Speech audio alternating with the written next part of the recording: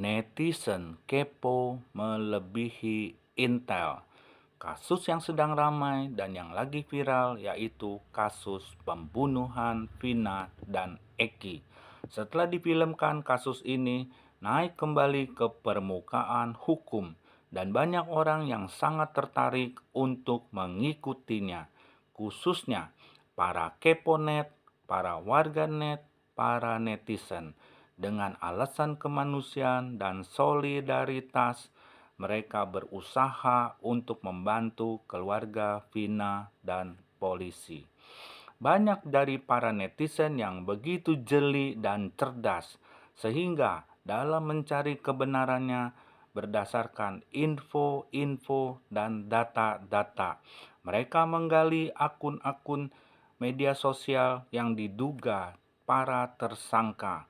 Dengan melihat postingan di masa lalunya dan komentar-komentar di dalam postingan, alhasil lebih intel daripada intel yang asli.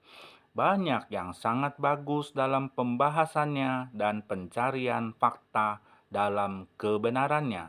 Sampai-sampai peristiwa ini ada dugaan yang berhubungan dengan masalah hukum lainnya. Ada orang-orang di belakang layar yang melindungi para pelaku kejahatan. Bahkan ada yang seperti konferensi pers dalam pembahasannya.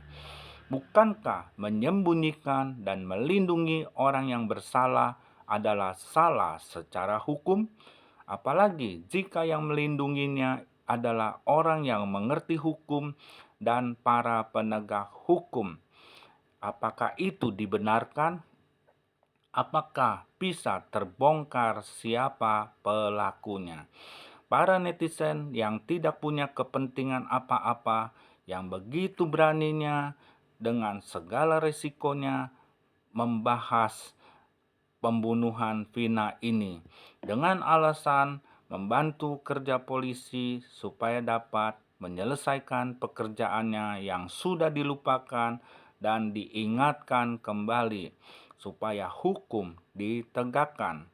Polisi yang adalah para penegak hukum seharusnya tidak boleh kalah dengan para netizen yang tidak punya pengalaman apa-apa dalam menangani kasus-kasus hukum.